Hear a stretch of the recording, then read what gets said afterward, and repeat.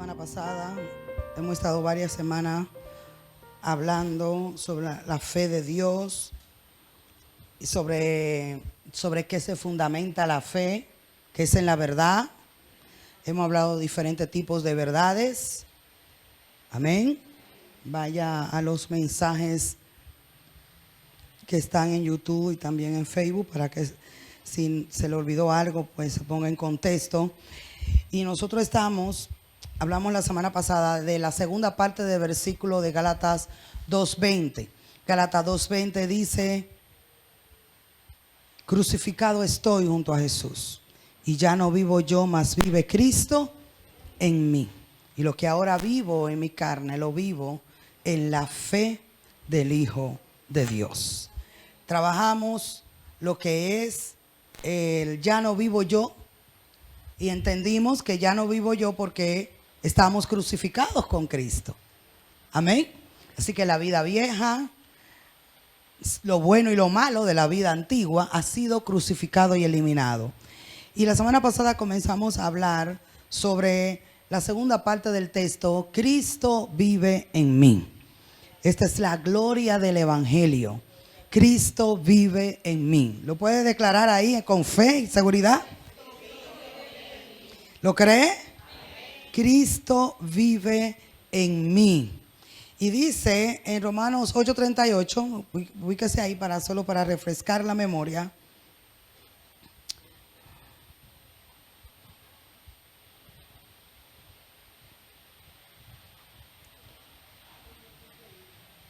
Romanos 8:32, perdón. Y Colosenses 3:4.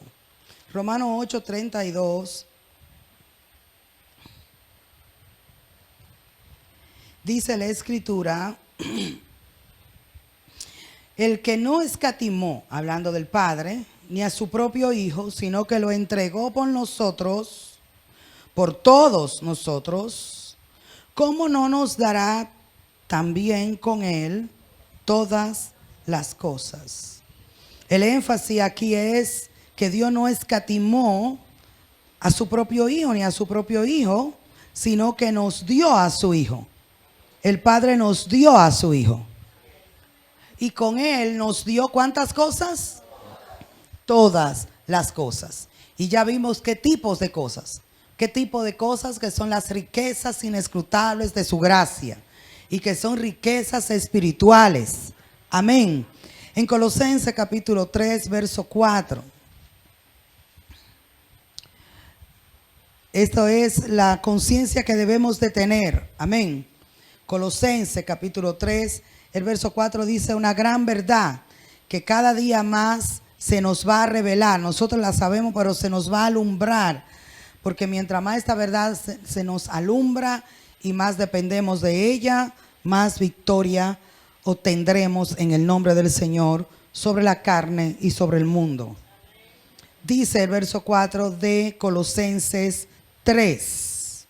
Dice, vamos a leer el verso 3 también.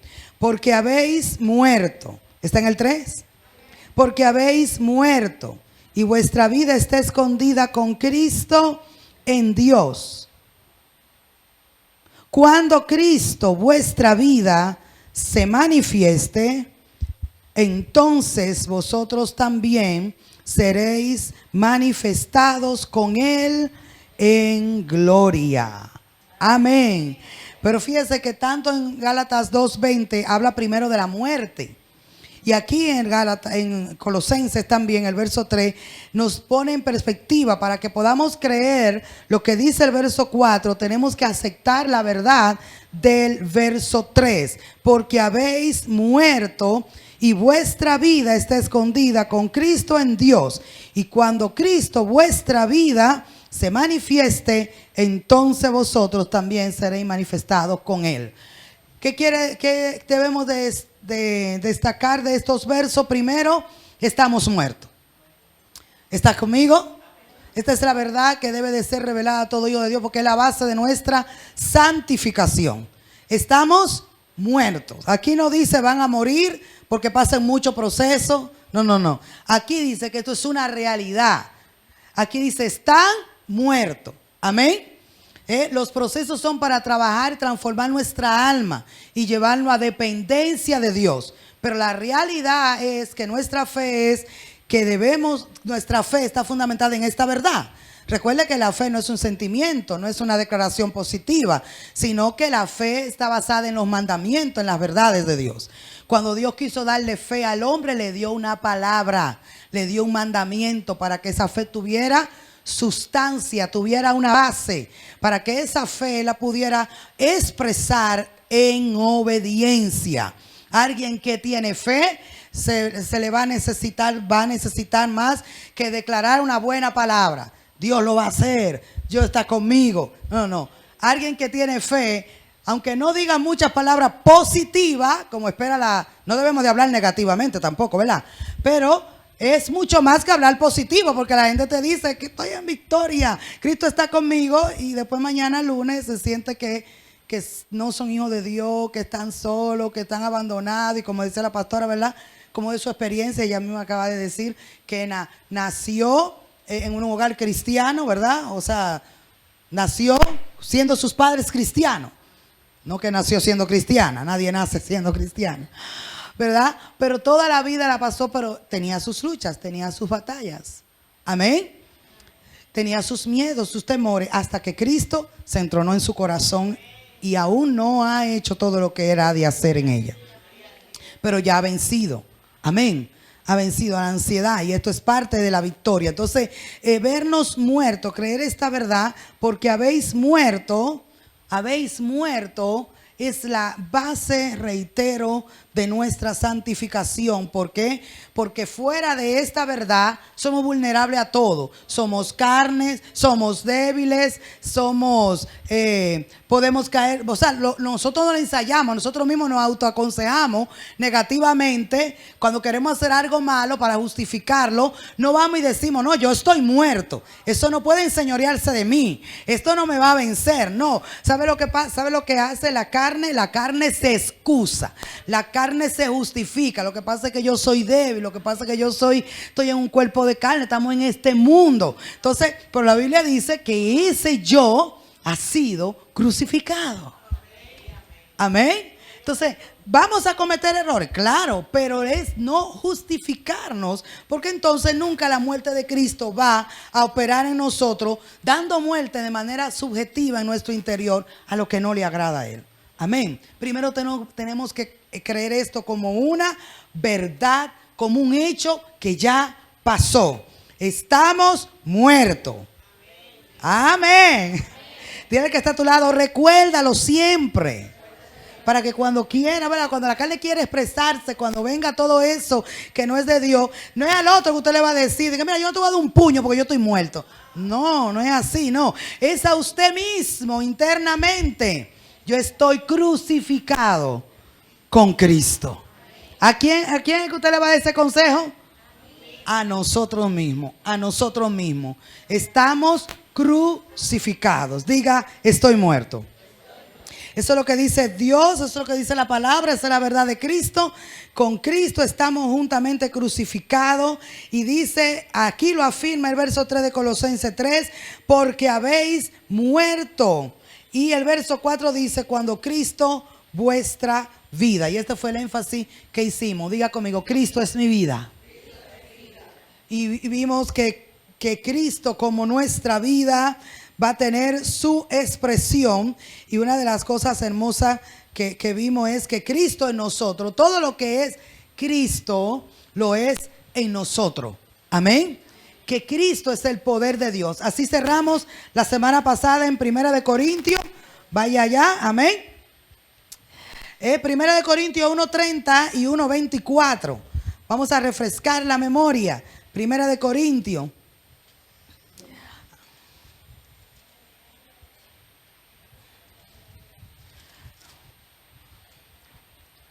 Énfasis de Colosenses, Cristo nuestra vida. Diga, Cristo mi vida. Así que ahí me aferro, Cristo mi vida y mi vivir. 1 Corintios 1:30. Pero vamos a ver también, antes de leer el 1:30, vamos a leer 1 Corintios 1:24. porque ahí fue donde culminamos, creo, la semana pasada con esta poderosa declaración. Cuando esté ahí me dice amén.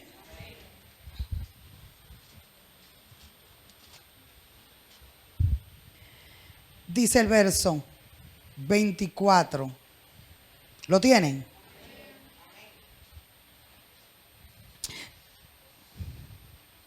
Esta vida se me pierde. Ok.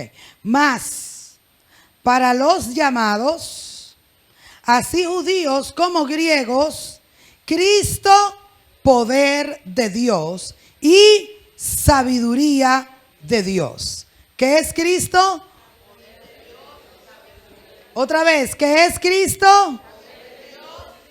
Y sabiduría de Dios. Y mira el verso 4 del capítulo 2, de ahí mismo, de Primera de Corintios, dice: y ni mi palabra, ni mi predicación, dice el apóstol Pablo, fue con palabra persuasiva de humana sabiduría, sino con demostración del Espíritu y de poder. ¿Para qué? ¿Para qué Dios lo hizo con él? Verso 5, leemos en voz alta todos, dice: para que vuestra fe no esté fundada en la sabiduría de los hombres, sino en el poder de Dios. Amén. Para que vuestra fe, estamos hablando de fe. Amén. Dice que nuestra fe tiene que tener un fundamento y no es la sabiduría de los hombres, sino el poder de Dios. Si usted conecta el verso 4, que es el que estamos leyendo ahora, ¿verdad que sí? Verso 5 de Segunda de Corintios con lo que dice el verso 24 de Primera de Corintios. Si Primera de Corintios me dice: más para nosotros, así judíos como griegos, Cristo, poder de Dios y sabiduría de Dios. Y el apóstol Pablo dice en el 2:5 que la sabiduría, en la sabiduría de Dios y en el poder de Dios es donde tiene que estar fundamentada nuestra fe. Entonces Cristo es el poder de Dios y la sabiduría de Dios. Y en el poder de Dios y en la sabiduría de Dios es que tiene que estar fundada nuestra fe. Entonces, ¿cuál es el resultado de esta expresión? ¿Qué quiere decir? Que nuestra fe debe de estar fundada, sostenida por la sabiduría y el poder de Dios. Que nuestra fe tiene que estar basada en Cristo mismo. Porque Cristo es el poder de Dios. ¿Y qué más? ¿Y en qué tiene que estar fundada nuestra fe según el verso 5 del capítulo 2? ¿En qué? Léala, lea el verso, capítulo 2, verso 5. Para que vuestra fe no esté fundamentada ¿en qué? Sino ¿en qué? En el poder de Dios. ¿Y qué más? No, usted saltó algo de ahí. Saltó algo. Para que vuestra fe no esté fundamentada en la sabiduría de los hombres, sino en el poder de Dios. Sí. En el poder de Dios. Y ya vimos, solo estamos haciendo un rejuego entre estos dos versos, porque no podemos leer un verso fuera de contexto, sino en todo su contexto. Y recuerde que no hay capítulo ni versículos originales. Y lo que Pablo está hablando en un solo hilo. Arriba nos dijo que Cristo es la sabiduría de Dios, que Cristo es el poder de Dios, que Él no habla un evangelio basado en la sabiduría de los hombres, sino que Él habla y predica y enseña un evangelio basado en la sabiduría de Dios y en el poder de Dios, porque Él tiene un objetivo como apóstol, que la fe de la iglesia esté fundada no en los hombres, ni lo que los hombres dicen o hacen o dejan de hacer, sino que esté fundamentada en el poder de Dios, que es Cristo. Si nuestra fe está ahí, será inamovible. Seremos cristianos inamovibles. Tendremos firmeza, que es una de las cosas que más nos hace falta como creyentes. Firmeza, perseverancia en la voluntad de Dios. Lo que nos da la firmeza, lo que le da la solidez debajo de nuestros pies es Cristo, que es la roca. Cristo es la roca. toda doctrina, toda vida cristiana basada en hacer obra, en la predicación, en la fama, en los milagros, en las señales, en los prodigios, es cuestión de tiempo hasta que se desvanece. Hasta que se desvanece, porque los dones pasan. Dice que la sabiduría de los hombres va a pasar, pero aún los dones, los milagros, las señales, los prodigios, todo lo hace Dios, pero no es el fundamento de la fe. He escuchado predicadores decir, pastores incluso y apóstoles decir, que si una persona no opera en milagros, en señal y prodigio, pues no es verdaderamente espiritual, realmente Dios no está con él, realmente no es apostólico.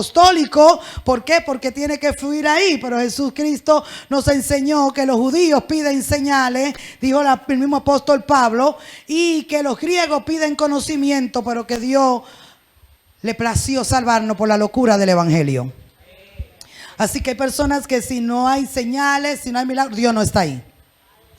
Dios no está ahí. No importa si Dios está en los corazones, si el que está ahí se está guardando sin pecado, si el que está ahí está dando testimonio de Cristo en su vida. Para que Dios esté en alguna atmósfera, tiene que suceder cosas extraordinarias a nivel físico, a nivel visible, porque si no, Dios no está. Pero créame que el mayor milagro, y recibimos los milagros, y oro todos los días por milagros, para que Dios exprese su sanidad en los cuerpos de todo el que esté enfermo. ¿Sabe? Yo personalmente sé que tengo de parte de Dios, por su gracia, dones de sanidad a nivel de los huesos. Amén. Así que yo sé que Dios hace sanidades, que Dios hace milagros, que Dios liberta todavía de demonios.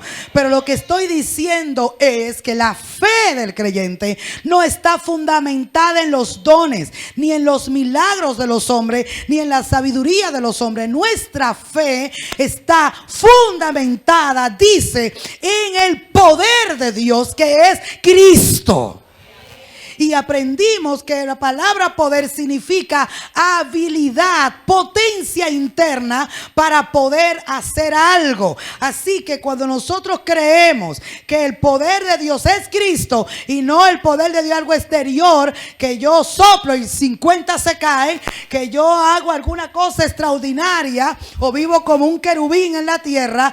¿Por qué? Porque hay un momento donde usted no va a estar bajo esa unción, como decimos, donde usted no siempre va a estar bajo esa euforia, ¿verdad?, del púlpito o de la oración específica. Pero Cristo siempre está, estés arriba, esté abajo, esté triste, esté contento, estés fervoroso o esté un poco apagado, Cristo siempre está presente.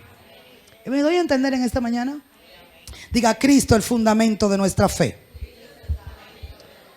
Así que no importa las manifestaciones exteriores, es Dios quien la hace. Y si no hay manifestación exterior al grado que el mundo quiere, o que algunos creyentes ponen su fe, ¿por qué? Porque cuando eso falta, entonces Dios no está. ¿Me dio a entender? ¿Cuál es el peligro de eso? Dios es como quieres que lo hace. Dios sana, Dios libera, Dios se manifiesta, Dios mueve y Dios conmueve los cielos y también la tierra. Imagínese un cuerpo humano, claro que lo conmueve. Lo que pasa es que cuando un cristiano tiene su fe basada solo en la experiencia almática y sentimental de lo que siente en su dermis y epidermis, cuando estamos así, entonces Dios no está aquí y no hay poder de Dios. Pero créame que en esta mañana hay mucho poder de Dios operando en este lugar. Y no en un lugar físico, sino dentro de usted. El poder de Dios está operando en usted para llevarlo a la victoria sobre el pecado, sobre la muerte y sobre el mundo y sobre todo lo que se oponga a la vida de Cristo en nuestra vida. El poder de Dios, Cristo es el poder de Dios dentro de nosotros. Cristo es la potencia de Dios dentro de nosotros. Así que un cristiano nunca tirará la toalla. Un cristiano nunca debe decir que no puede hacer lo que Dios dice que sí puede. El apóstol Pablo dice: he aprendido, y esto lo hemos visto en otros momentos, yo he tenido que aprender a vivir en cualquiera que sea mi situación. He sido enseñado, he estado en abundancia, pero también he estado en escasez. He tenido gente que me sirva, pero también he estado aprisionado. Y cualquiera que sea mi situación, yo he aprendido a contentarme. Y entonces, ¿qué dice? Porque todo lo puedo en Cristo, que Él me fortalece. Amén.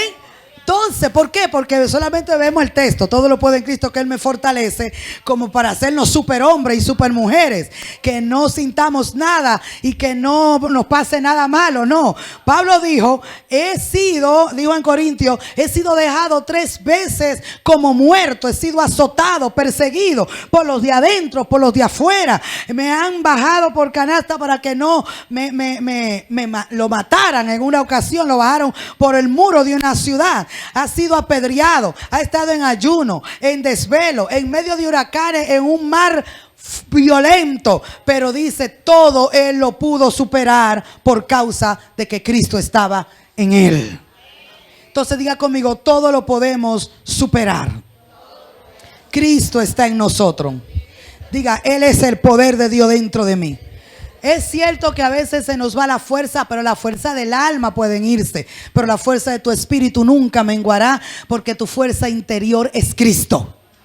Y cuando el alma se sienta debilitada y que no puede más, entonces la estrategia es invocar su nombre. Invocar su nombre, porque hemos aprendido que cuando invocamos su nombre, todo lo que reconocemos que Dios es para nosotros, Él lo expresa, lo manifiesta dentro de nuestro interior. Cuando usted dice, Cristo, el poder de Dios dentro de mí, créame que después que usted lo declare con fe, creyendo, con convicción, 2 o 3 o 4 veces, hasta que esta palabra se internalice en su mente y su alma comprenda y entienda el mensaje. No me voy a rendir, no me voy a entregar a la depresión, no me voy a condicionar ni a resignar a esta enfermedad. Cristo en mí es el poder de Dios, es su alma, es nuestra alma que debe de escuchar el mensaje. No espere que alguien se lo predique por fuera, prediquémoslo a nosotros mismos. Cristo el poder de Dios, Cristo el poder de Dios, Cristo el poder de Dios dentro de nosotros. Tenemos su vida, no hemos recibido una religión, hemos recibido su vida para que ya no vivamos nosotros. Antes éramos lo que éramos, y solamente usted y Dios sabe lo que era y cómo era. Pero qué bueno que la buena noticia es, no voy a dar la lista de cómo éramos ni lo que éramos, sino lo que somos y lo que seguiremos siendo en el nombre de Jesús. Porque ese es el énfasis de Dios para nosotros, lo que Él ha hecho con nosotros en Cristo. Dios nos puso en Cristo, según 1 Corintios 1:30, para que Cristo fuera en nosotros todo lo que nosotros necesitáramos. Dice 1 Corintios 1:30, más por Él, por el Padre, estáis vosotros en Cristo Jesús, el cual nos ha sido hecho por Dios sabiduría, justificación, santificación y redención, para que, como está escrito, el que se gloría, gloríese en el Señor. Diga conmigo, mi gloria es el Señor. Pablo decía, porque cuando soy débil, entonces soy fuerte, porque el Señor perfecciona su poder en mi debilidad. Cada debilidad, no digo pecado ni hábitos de pecado, diga debilidad. Cada debilidad de nosotros es la oportunidad de Dios exhibir su gloria. No es la oportunidad para nosotros vivir como querramos, sino es la oportunidad para expresar a Cristo más claramente. Porque uno dice, ¿de qué Dios sabe que yo soy débil? Porque Él sabe que somos débiles. Ahí Él lo toma muy en serio y ahí se entrona, ahí se expresa. ¿Alguien dice amén? Así que la debilidad es la oportunidad de Dios exhibirse más claramente, porque cuando todo el que está a nuestro alrededor sabe de cuál es nuestra debilidad y ahora nos ve vencer la debilidad, créame que la gloria no es para nosotros, sino para aquel que está en nosotros venciendo esa debilidad. Y entonces dice verdaderamente que Cristo cambia, verdaderamente que Cristo transforma cuando nos ve caminar a cada hijo de Dios por encima de las debilidades. Nosotros sabemos que no somos nosotros, que es Él. No vayamos a cometer el error de que cuando alguien venga y nos afirme, wow, cuánto has madurado, ya no te airas como antes, ya no te deprimes como antes. Dice, muchacho, tú no sabes todo lo que he llorado para eso. Tú no sabes lo que yo he ayunado. Tú no sabes la batalla que yo he peleado. Cuidado si ¿cómo que se dice? Se atribuye la gloria a su rito. Cristo, el poder de Dios, no tu ayuno. Levanta la mano y diga aleluya. Cristo, el poder de Dios, no mi oración. Yo sé que esto no dice mucho amén. Porque cuando tú no puedes orar, y hay que orar, y hay que hacer todo lo que la Biblia dice que haya que hacer para llevar esta carne, ¿verdad?, a la subversión. Pero cuando no tenemos la fuerza para hacer nada de eso, Cristo sigue siendo el poder de Dios. ¿O usted no ha visto el poder de Dios cuando más débil, cuando más cansado usted estaba, cuando más agotado usted estaba, cuando usted no pensó que iba a vencer eso, de repente Dios lo vence? Y usted solo tiene que reconocer: esto no pudo haber sido yo, sino Cristo en mí. Esa reacción, ese comportamiento, este proceso, yo no lo pude haber pasado si no hubiese sido por el poder de Cristo que opera dentro de mí. Así, ¿quién se lleva la gloria? Cristo. Pero hay creyentes que le roban la gloria al Señor, diciendo que todas las victorias que ellos han conseguido, los logros, los que han podido vencer, no ha sido porque Dios lo crucificó en Cristo, no, y lo eliminó. No ha sido porque Cristo se impartió como vida en su espíritu para ser la potencia, el poder de Dios y ser el Hijo obediente en nosotros. No, es por lo que nosotros hacemos. Y eso, hermano, es algo de lo cual nosotros estamos saliendo. No digo que ya salimos, pero estamos saliendo de ese engaño y de esa mentira. Cristo es el poder de Dios.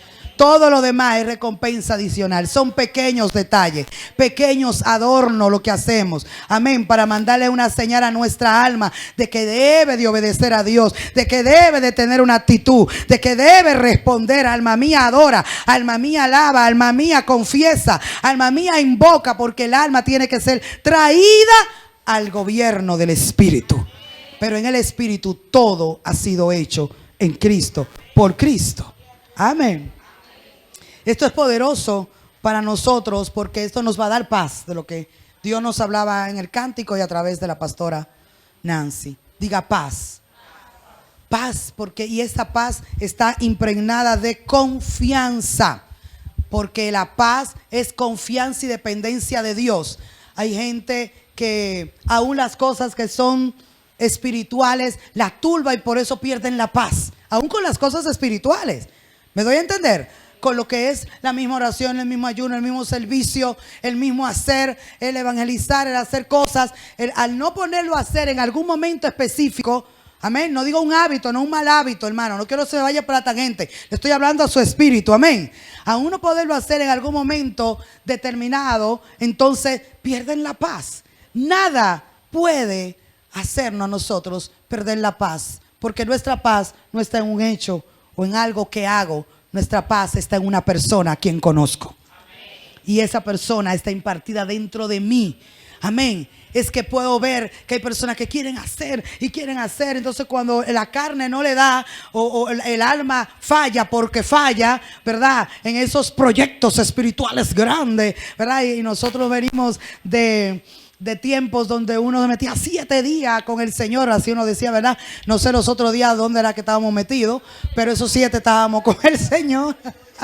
Esos 7 estábamos con el Señor. Los 7 días después de ahí no sabemos si el Señor estaba metido dentro de nosotros o nosotros estábamos metidos en cuánta cosa, pero esos 3 o 4 o 7 días estábamos metidos con el Señor. Y después de ahí, cuando lo lográbamos, nos sentíamos súper gigantes. Pero cuando no podíamos ayunar hasta las 12, entonces nos sentíamos frustrados y miserables. ¿Por qué? Porque la carne no hizo lo de ella. La carne no consiguió lo que quería para agradar a Dios. La carne nunca agradará a Dios, aunque sea orando y ayunando. Ella es irredenta y perversa y corrupta, y Dios no recibe nada que venga de la carne. Levante la mano y diga aleluya. Dios solo recibe lo que procede de Cristo. El Espíritu te guía a orar, esa oración el Padre la oirá. el Espíritu te guía a abstenerte de alguna cosa, no solo de alimento. El Espíritu te fortalecerá para que te abstenga de esas cosas que Dios sabe que te están distrayendo. Amén. En el antiguo pacto el ayuno se concentraba más en abstenerse de alimento físico. En el nuevo pacto el ayuno es abstenerte de toda obra perversa y de abstenerte de la obra de la carne, de manifestarla. Póngase un ayunito, no me voy a irar esta semana, no voy a decir una mala palabra. Usted dirá, ¿qué? Los cristianos no decimos mala palabra. Usted se sorprendería lo que dicen los cristianos en sus casas, a sus hijos y a sus hijas. Levante la mano, aleluya. Aún a ellos mismos mirándose al espejo, se sorprendería.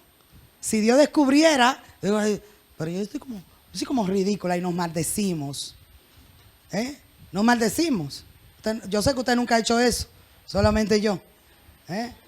Ridícula, como ridícula, como estúpida, y nos comenzamos a ver como gorda, como fofa, como rara. Y nos maldecimos, porque maldecir no es decir la mala palabra de la cultura, sino hablar mal, hablar todo lo contrario a lo que Dios ha dicho. ¿Qué es maldecir? Decir todo lo contrario a lo que Dios ha dicho.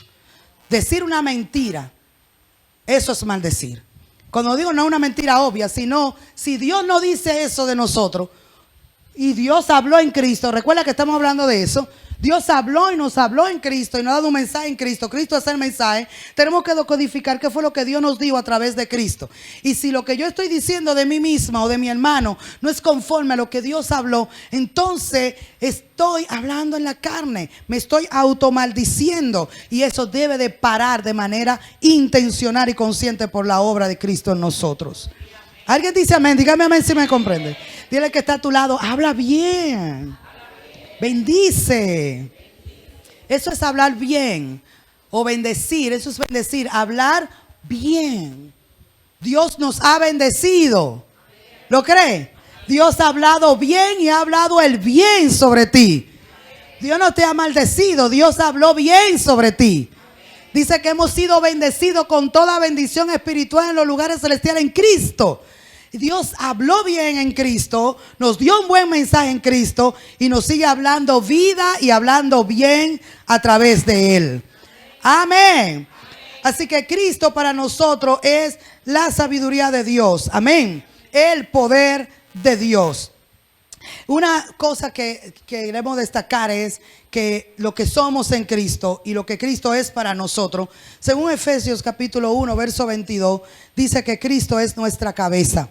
Vaya allá un momento y veamos Efesios 1, 22. Cristo en nosotros. La Biblia dice que el que se une al Señor es un espíritu con Él. Amén. Eso lo vimos la semana anterior y esto es importante porque esto es una unión orgánica, una unión de vida.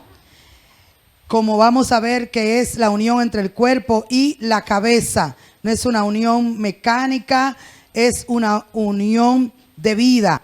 Dice Efesios 1, 22, y si está ahí me confirma, por favor.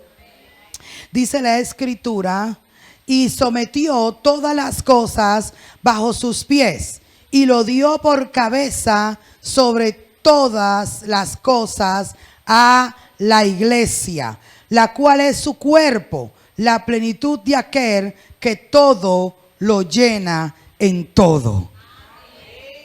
La plenitud de aquel, diga aquel. Aquel es Cristo, amén. ¿Qué dice que hace aquel? Que todo lo llena en todo. Amén. Dice que Cristo es la cabeza del cuerpo y que el cuerpo es la iglesia. ¿Se ve claro ahí? Ahora bien, así como la cabeza, físicamente hablando, se preocupa por el cuerpo y es responsable por el cuerpo, porque la cabeza es que le manda todas las señales eléctricas de movilidad y de vida al cuerpo y lo gobierna. Asimismo es Cristo para nosotros. No necesitamos pedirle que sea nuestra cabeza, ni tampoco necesitamos pedirle que nosotros seamos su cuerpo, porque Él ya es nuestra cabeza y nosotros ya somos su cuerpo. Entonces, estamos aprendiendo en este proceso que hay cosas por las que no debemos de orar, porque son incongruentes, son antilógicas, no tienen sentido, porque son cosas que ya son hechos, ya se nos ha sido dado. Diga conmigo, soy el cuerpo, Él es la cabeza. ¿Alguien lo cree? La cabeza tiene una función entre todas ellas. Recuerde que es dirigir el cuerpo. Amén. Y cada órgano es la cabeza que manda las señales de lo que hace, de lo que no hace. E incluso a nuestro cuerpo, el cerebro, a nivel de los giros del cuerpo, tiene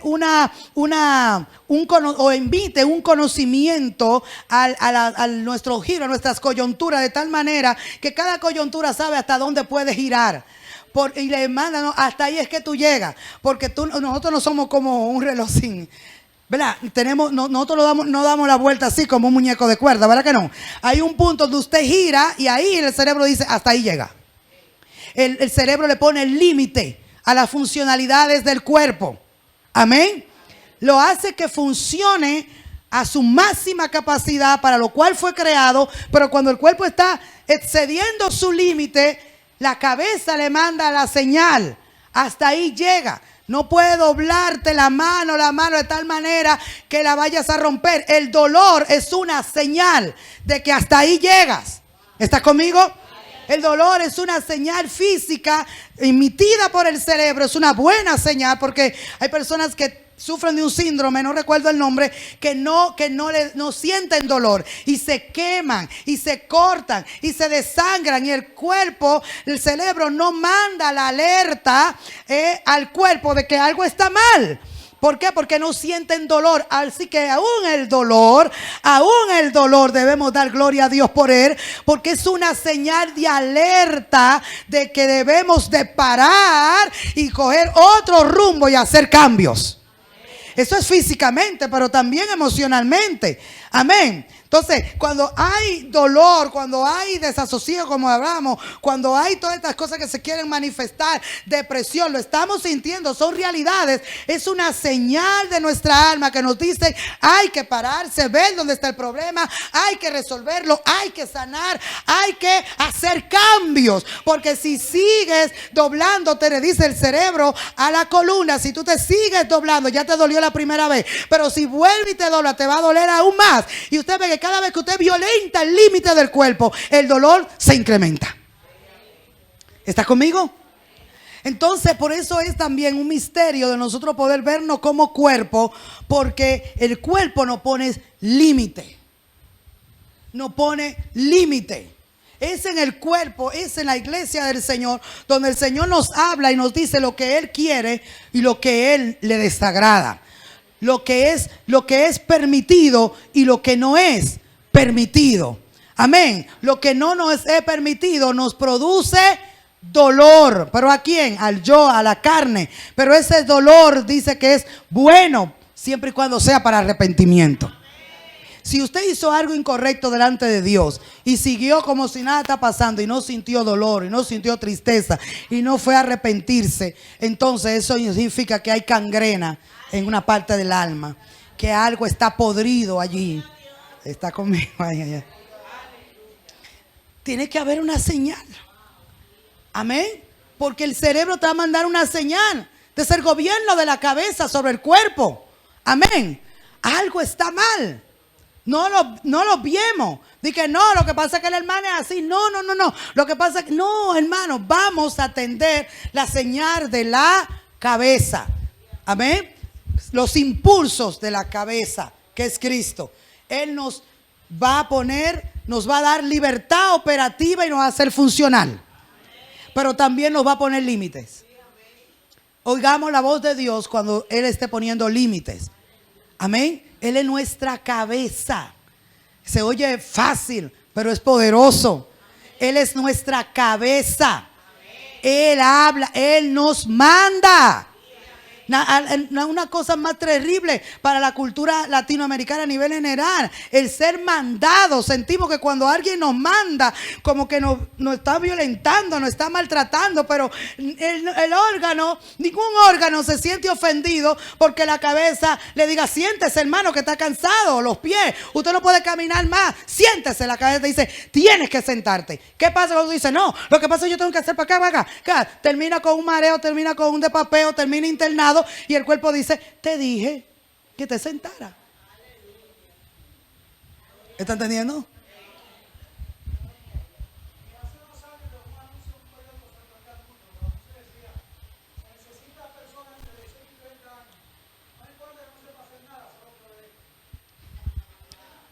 Que obedezca.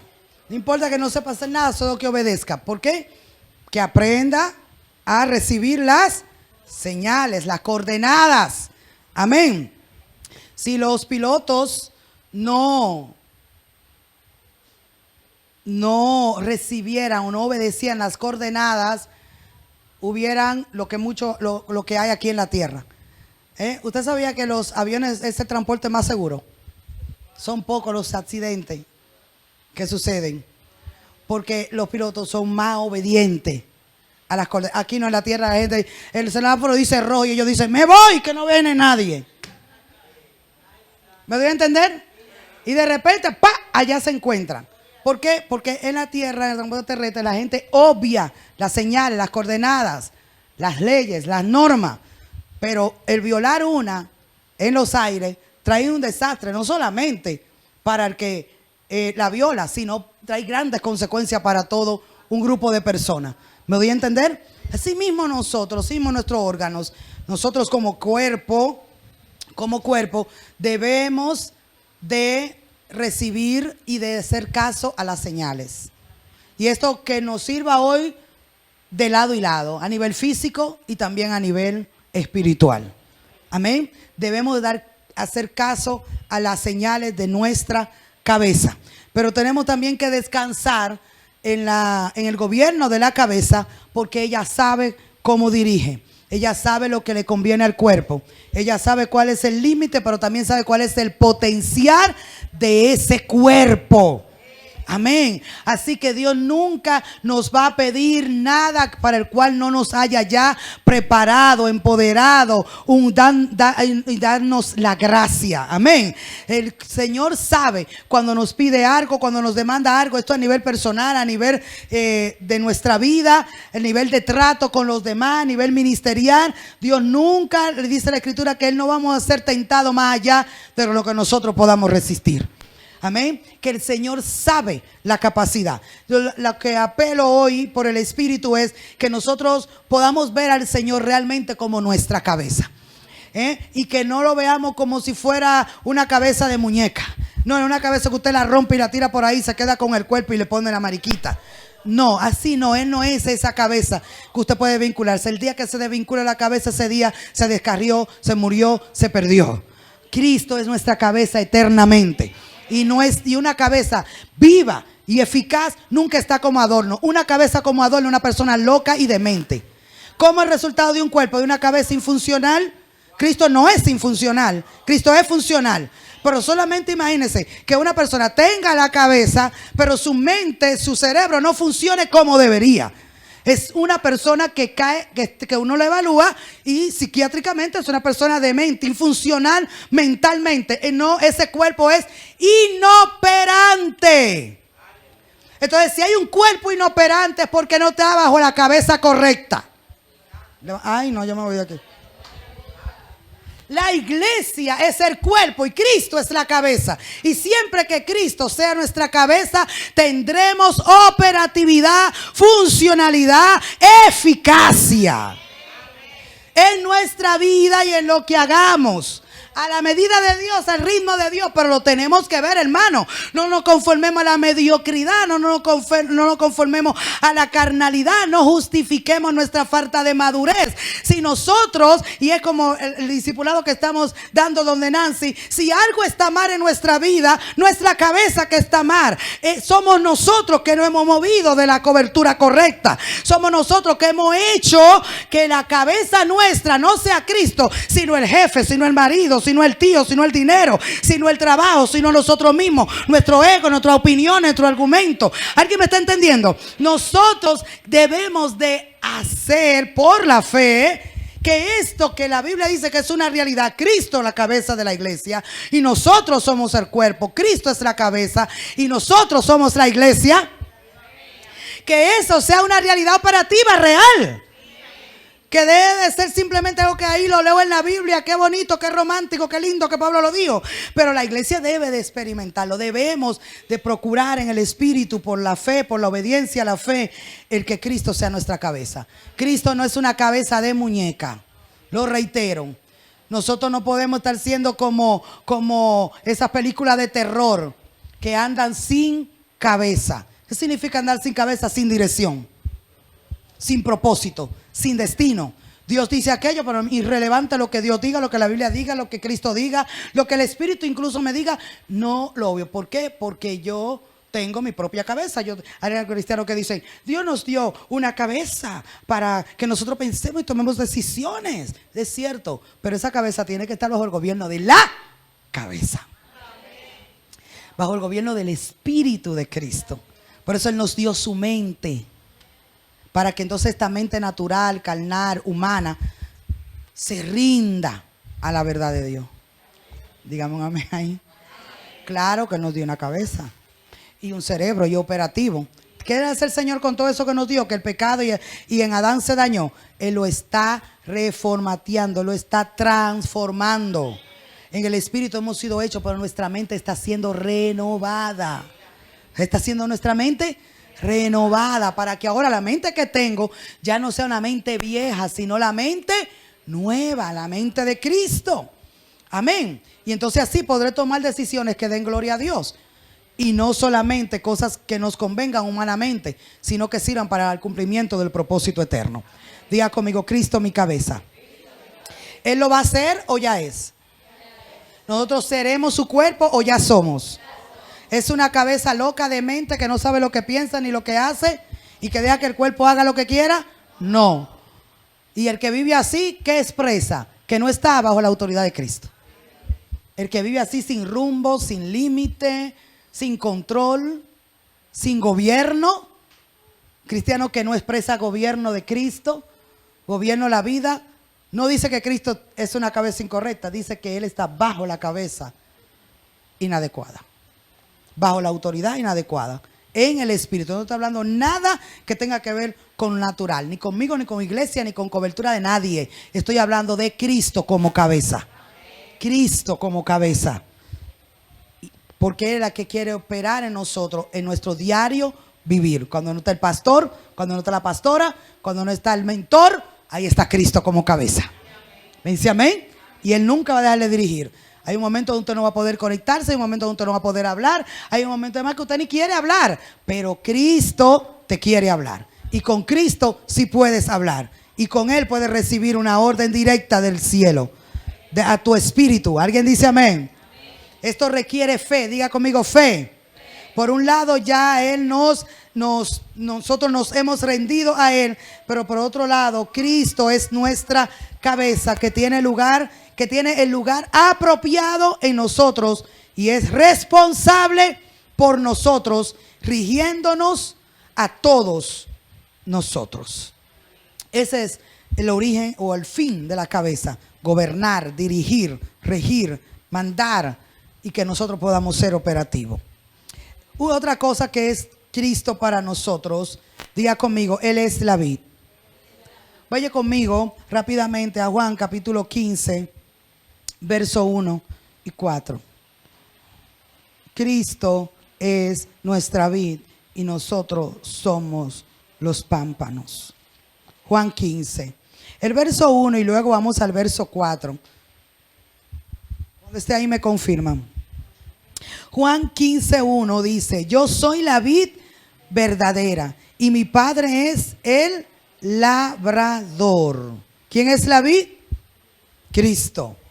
El verso 4 dice: permaneced en mí y yo en vosotros. Como el pámpano no puede llevar fruto por sí mismo, subraye, si no permanece, ¿dónde? En la vid, así tampoco vosotros, si no permanecéis en mí. Verso 5, todos leemos: yo soy la vid, vosotros los pámpanos. El que permanece en mí y yo en él, este lleva muchos frutos, porque separado de mí nada podéis hacer. Amén. Porque separados de mí nada podéis hacer. Usted dirá: bueno, yo separado de Cristo he hecho muchas cosas. Sí, muchas cosas corruptas, perversas, pecadoras, que han aportado a tu vida carnal o han ido en decremento de tu vida natural, sea para bien o para mal, pero no ha hecho nada que Dios lo pueda reconocer como digno. ¿Estás conmigo? ¿Y para qué vive un cristiano? ¿Para qué está en la tierra un cristiano sino para hacer la voluntad de Dios? ¿Para qué somos hijos de Dios? ¿Para hacer qué? Su voluntad. Amén. Entonces no estamos en la tierra para hacer, Jesús mismo lo dijo, y Jesús es nuestro mayor ejemplo. Yo estoy en la tierra no para hacer lo que yo quiera, sino lo que el Padre le agrada. A mí se me dio una misión y yo voy a cumplir esa misión. Amén. Estoy en la tierra no para hacer mi propia voluntad, sino la voluntad de aquel que me envió. Ese debe ser el mismo lenguaje de los hijos de Dios, porque la iglesia es el Hijo de Dios en la tierra, corporativo. Por eso tenemos la vida de Cristo, para que tengamos su misma mente, su mismo lenguaje y su mismo vivir. Tenemos su vida para que expresemos su naturaleza. Tenemos su mente para que expresemos su mismo lenguaje. Amén.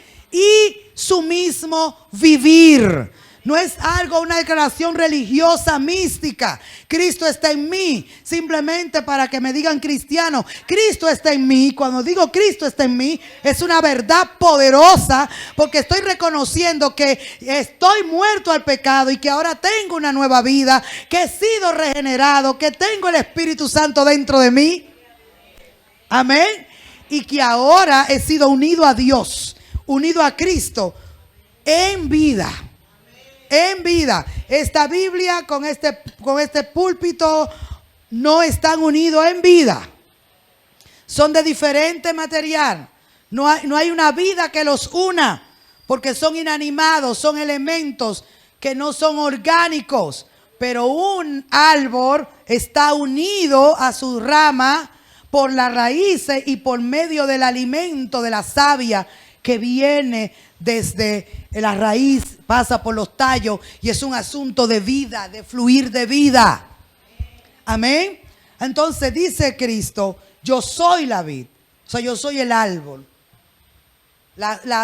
Los pámpanos son las ramas. Amén. Yo sé que usted lo sabe, solo estoy. Y en las ramas es donde salen las flores, y de las flores vienen de muchos árboles la fruta. Amén. Pero una rama sola que no esté pegada al cuerpo del árbol va a llevar fruto. Si usted así corta una rama y la pone sola, ¿esa rama usted cree que lleve fruto? ¿Qué va a ir pasando cuando está desvinculada? Se va secando, exactamente. Se va secando. Y el fin para lo que Dios la creó, que es que lleve fruto, el fin de la rama es que dé fruto, que lleve fruto. Escúcheme, el fin de la rama es que lleve el fruto. Pero ¿de dónde el fruto viene? Por causa de una vida que fluye, de una nutrición que llega a la rama. Amén. Por causa de una vida gloriosa que se expresa por medio de una flor y luego a través de un fruto. Por eso dice: yo soy la vid y vosotros sois los pámpanos, la rama. Y dice: toda rama que en mí no lleva fruto será cortado, y toda rama que en mí lleva fruto será limpiado para que lleve más fruto. para que lleve más fruto. Pero lo que quiero destacar aquí es que Cristo es la vid y que nosotros separados de Él no podemos hacer nada. Diga, separado de Dios no puedo hacer nada. Ese nada, ¿a qué se refiere? Nada que Dios le agrade. Nada que sume para el propósito eterno. Nada que tenga vigencia eterna. Amén. Porque fuera de Cristo el hombre hace muchas cosas. Pero muchas cosas ya usted sabe cuál es la categoría, la esencia y la durabilidad que tiene. Usted y yo en la carne podemos hacer todo. Tenemos los recursos, tenemos las conexiones, tenemos la palabra, sabemos cómo hablar, con quién hablar, a la hora que hablar. Pero muchas veces son frutos que no permanecen. Pero si Cristo lo hace en nosotros, si hacemos todo eso pegado a su voluntad, créame que va a dar buen fruto. Toque a alguien y dígale ahí que está pegadito de usted, diga, somos la rama, Él es la vid. ¿De dónde viene la vida? De la vid. ¿Verdad que sí? Y Él lo dijo claro. Yo creo que esto es una palabra bien sencilla, no es profunda como tal vez usted la esperaba, pero es una palabra que nos llama a reflexión para nosotros permanecer en Él. Si permanecemos en Él y Él permanece en nosotros, llevaremos fruto. La evidencia de la falta de fruto en nosotros no es la falta de que nosotros sepamos cosas, es la falta de permanecer en Él. Y que nosotros creamos que Él permanece en nosotros. No dice que Él será nuestra vid y nosotros seremos, como si fuera en futuro, sus pámpanos. No dice que nosotros llegaremos a ser sus pámpanos. Así es que dice que llegaremos a ser. Él llegará a ser nuestra vid en un futuro cercano o cuando nuestra condición espiritual mejore. Eso no es lo que dice el texto. Debemos llevar fruto por causa de la unión orgánica que tenemos con Él, de la misma manera que Él lleva fruto, porque por cuanto Él está en nosotros. ¿Usted dice amén? Yo le exhorto que nosotros permitamos que las virtudes de Cristo se expresen en nuestra vida. Él nos da toda la savia, la vida y el poder para que llevemos fruto. Él es la vid y nosotros ya somos los pámpanos. El Señor no te da paciencia. El Señor no te da amor. El Señor es amor en ti. El Señor es paciencia en ti. El Señor es el árbol y Él mismo por medio de su vida expresa su fruto. Recordemos que es el fruto del Espíritu, no de Nancy, no de Lenny Zorrilla, no de Gloria. ¿Es el fruto de quién? Del Espíritu. Yo me rindo, cedo mi ego, creo esta palabra para considerarme muerta y dejo que Él viva. Y dejo que Él sea paciencia en mí. Es que yo no tengo paciencia. Eso es verdad, no tenemos paciencia. Pero Él es paciencia. Es que yo soy muy difícil para amar o para dejarme amar o para amar. Eso puede ser una realidad de tu alma, pero Él es amor en ti. Así que toda esa tosquedad y esa sequedad, que yo soy seco hasta que llega Cristo. El que es seco es hasta que llega Cristo. Amén. Porque Cristo nos sumerge en su amor. Y Cristo hace que nosotros expresemos su amor. Pero es Él. Es Él. Por eso es que la gente se sorprende con los cambios que hacen los hijos de Dios en su vida, en su comportamiento. Dice, wow. Y nosotros, por eso es que tengo que reiterar, lengüita controlada, Dice, gracias al Señor lo está logrando, El Señor lo está logrando porque es Él quien lo hace. Él es la savia, Él es el poder y nosotros somos los pámpanos que recibimos ese alimento.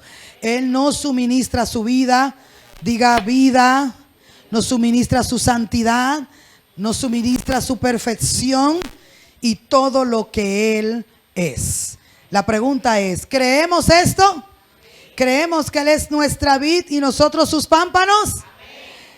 ¿Cree usted que Él lo tratará de la misma forma que un árbol trata sus ramas? Sí. Y mejor. Usted no lleva fruto para Él, sino que Él lleva fruto por medio de usted. Hebreos 13, 20 y 21. confirma lo que le acabo de decir. Lo reitero, usted y yo no llevamos fruto para Él, sino que Él lleva fruto por medio de usted. Lo confirmamos lo que dice Hebreos, capítulo 13, verso 20. Nos confirma esta declaración. Mire que dice Hebreos capítulo 13, verso 20. Y el Dios de paz, que resucitó de los muertos a nuestro Señor Jesucristo, el gran pastor de las ovejas, por la sangre del pacto eterno, os haga aptos en toda buena obra, para que hagáis su voluntad. ¿Para que hagáis qué? Haciendo Él en vosotros lo que es agradable delante de Él, por medio de Jesucristo, al cual sea la gloria por los siglos de los siglos. Amén. El verso 21 es clave. Dice el apóstol que ese Dios de paz nos haga actos en toda buena obra, para que hagamos su voluntad. Pero ¿cómo lo vamos a lograr? Haciendo Él en vosotros, en nosotros, lo que es agradable delante de Él, por medio de Jesucristo. Diga, haciendo Él. Recuerde que Cristo es nuestra vida. Amén. Así que Cristo en nosotros es el que lleva ese fruto agradable al Padre. Y esto es glorioso. ¿Me dice amén? Dios también nos ha mostrado, y con esto es algo que quiero que usted también lo note, en Juan 6, verso 32 al 35, nos muestra que Dios también nos ha mostrado que nuestra unión entre el Señor Jesucristo y nosotros es como la relación entre la comida y nuestro cuerpo. Se parece. La relación orgánica, la relación de vida. Ya vimos que Él es nuestra cabeza. Ya vimos que Él es nuestra vid. ¿Alguien dice amén? Y todo eso es interno. Pero también quiero ahora mostrar que Él es también nuestro alimento. Él es nuestro alimento. En Juan 6, verso 32, si usted llegó, puede leer en voz alta el texto, lo que lo tengan, por favor.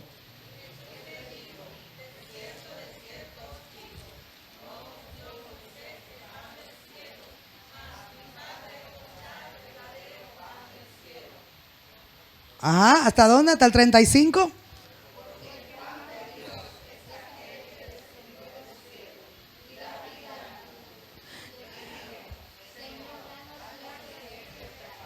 Jesús le dijo, yo soy el pan de vida.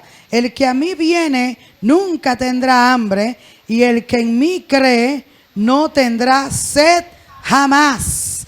Y el verso 48 leemos, yo soy el pan de vida. Amén. Verso 48, yo soy el pan de vida. Vuestros padres comieron el maná en el desierto y murieron. Este es el pan que descendió del cielo, para que el que de él come no muera. Yo soy el pan vivo que descendió del cielo. Si alguno comiere de este pan, vivirá para siempre. Y el pan que yo daré es mi carne, la cual yo daré por la vida del mundo. ¿A qué se estaba refiriendo cuando dijo pan? Se refería a su carne, a su cuerpo que Él estaba dando para darnos vida, para darle vida al mundo.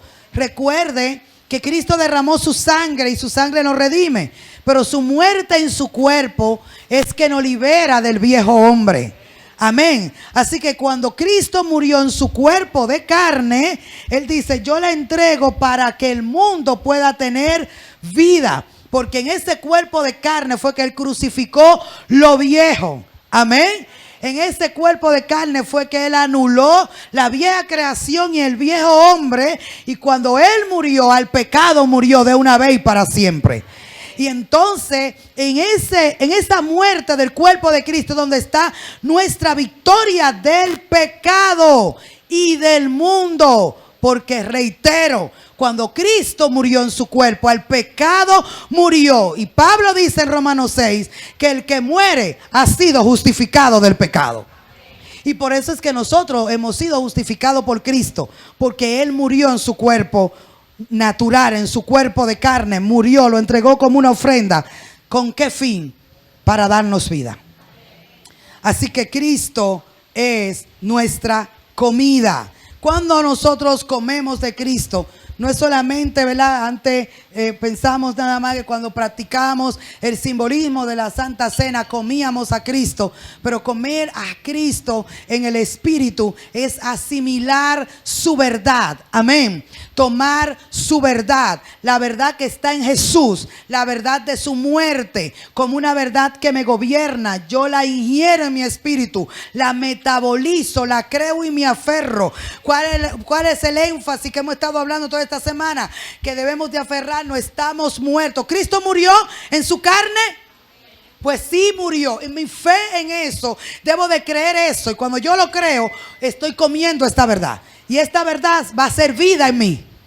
Esta verdad va a producir en mí lo que produce un alimento cuando lo como. Me va a nutrir, me va a fortalecer, porque esta verdad de que estoy muerto, sepultado y resucitado es lo que nos está empoderando para hacer lo que a Dios le agrada.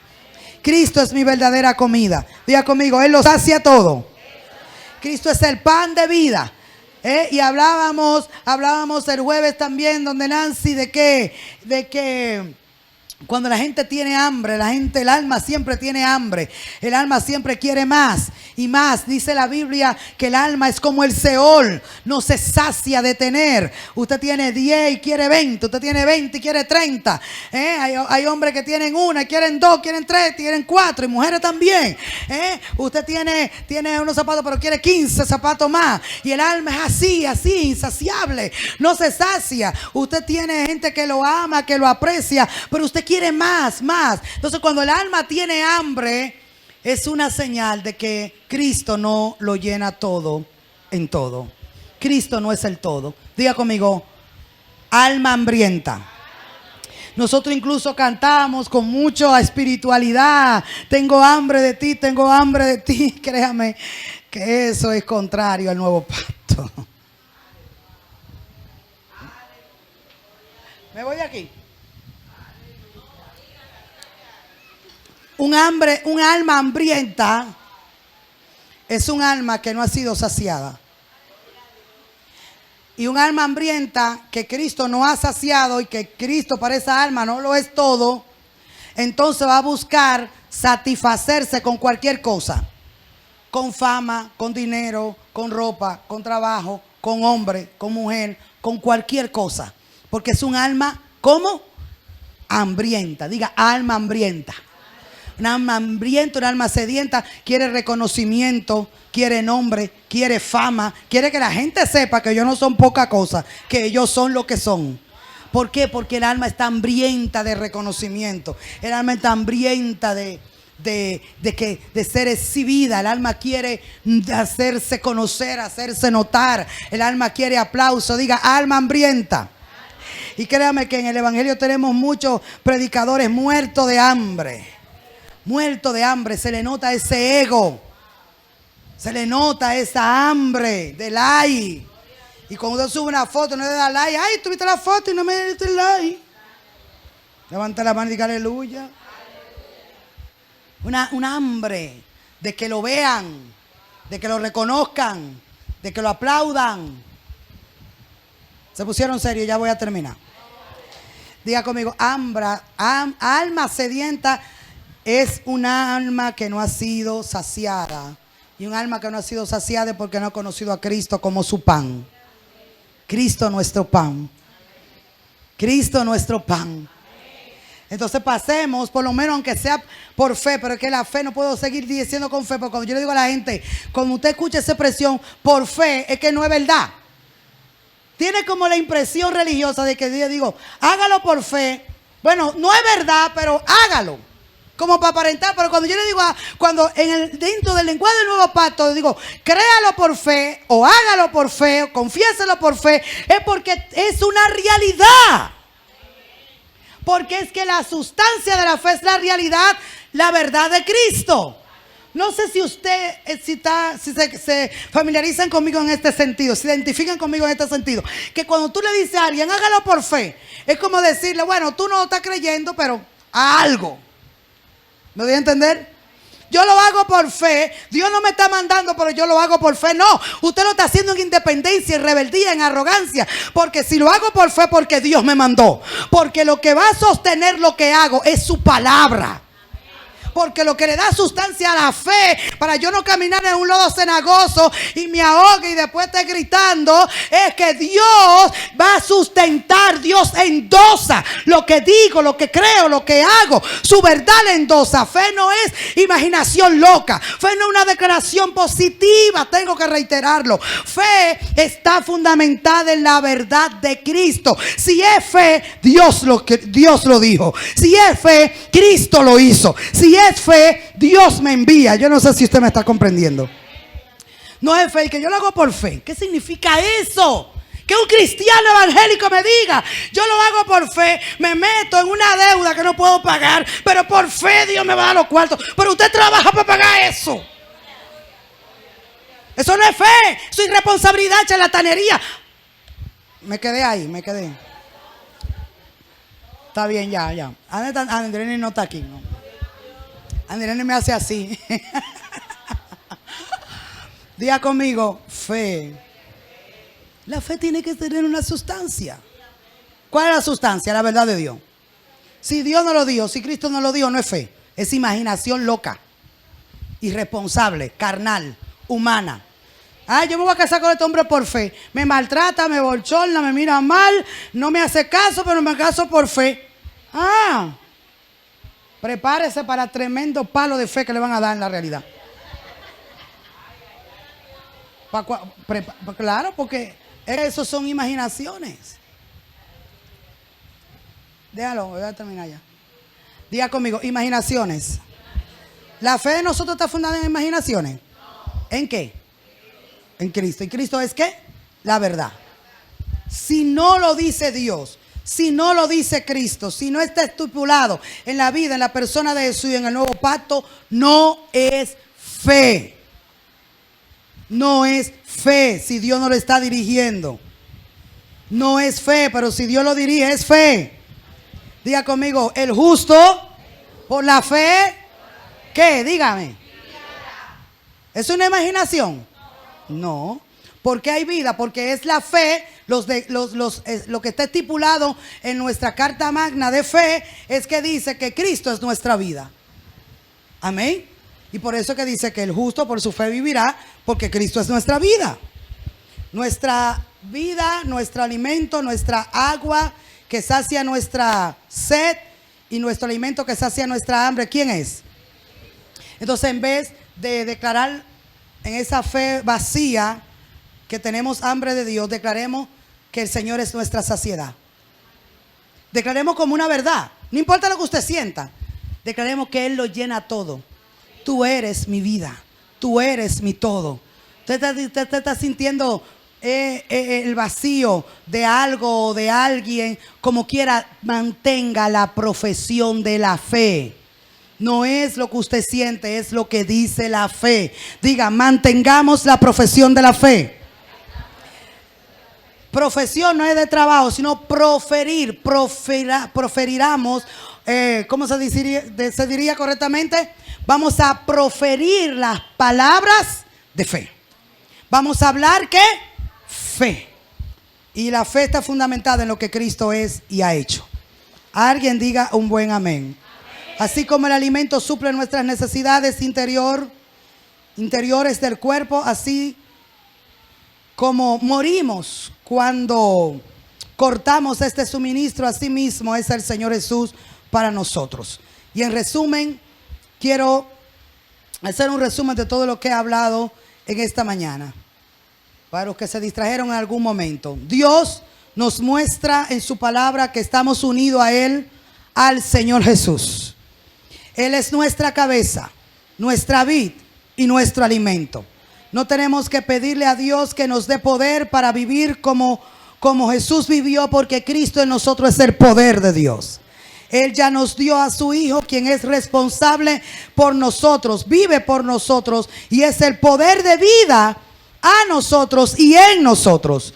Dios nos lo dio a fin de que toda su perfección, su comunión, su gozo y sus riquezas puedan expresarse en nuestro vivir. Usted debe decir un buen amén ahí. Antes no entendíamos esta verdad y tratamos de desarrollar nuestra propia santidad, negando así la santidad de Dios. Pero ahora, por un lado, cesamos de nuestras propias obras, pero por el otro confesamos que Cristo es suficiente. Dios dice que Él nos dio su vida. Debemos creer que Él es nuestra vida. Él puede expresar en nosotros todo lo que tiene y todo lo que Él es. Él nos dará todo lo que necesitemos conforme a sus riquezas en gloria. Necesitamos creer que Él ya lo hizo. La clave de la victoria es comprender, amados, que no es algo que viene gradualmente, lo que le acabo de decir. Por fe sabemos que Cristo ha llegado a ser nuestra vida y nuestra victoria. La victoria es simplemente Cristo y la fe da sustancia a todo lo que Cristo es en nosotros. La conclusión de esta mañana viene con una pregunta. ¿Qué nos ha dado el Señor conforme a lo que hemos aprendido en esta semana? Yo sé que usted pudiera enumerarlo, ¿verdad? Pero solo para refrescar, Dios nos ha dado su vida, su poder, sus riquezas, su santidad y su perfección. Es por el poder de la regeneración que recibimos todo esto, a ser vinculados y ser uno con Cristo. Y Él se convierte en nuestra cabeza y en nuestra vid que nos alimenta. Ahora Él es nuestra justicia, nuestra santidad y nuestra redención. Él vive por medio de nosotros. Dígale a alguien, Él vive por medio de ti. No busque a Dios así. A veces decimos así, Señor. No busque a Dios allá arriba, búsquelo a su lado. Y quiera el Señor que lo encontremos al lado. Mira al lado y dígale, Dios está aquí. No tenemos calofrío, no se nos pone la piel de gallina, pero Dios está aquí. Dile que está a tu lado, Él está aquí. Porque está en ti, está en mí. Lo creemos, iglesia. Cristo nos sustituye en dos direcciones o sentido. En la cruz nos sustituyó para pagar por nuestros pecados con su sangre. Y también nos sustituye dentro de nosotros. Él vive, Él viene a vivir en nosotros para hacer nuestra victoria. Lo voy a volver a repetir en esta conclusión. Cristo nos sustituye en dos direcciones o en dos sentidos. Nos sustituyó en la cruz y murió por nosotros. Pero también se impartió nuestro espíritu como vida para Él vivir a través nuestro. Para que ya no vivamos nosotros, sino que Cristo vive en nosotros. Así que Cristo cumplió y aún cumple dos sustituciones. Dígame cuál es la primera. La primera fue ¿dónde? En la cruz. Y la segunda es ¿cuándo? ¿Dónde? Dentro de nosotros. Él se impartió en nosotros. No se trata de nosotros, ni de nuestro esfuerzo, sino de la fe en Él, en la vida que hemos recibido. ¿Usted cree esto, hermano? Dios nos invita a creer que nuestra unión con el Señor es la misma que Cristo tiene con Él. En tal unión, toda su paciencia, su mansedumbre, su pureza, su bondad vienen a ser nuestra. Así como creímos que Él es nuestra justicia, ahora también debemos de creer que Él es nuestra santidad. Él es nuestra santidad.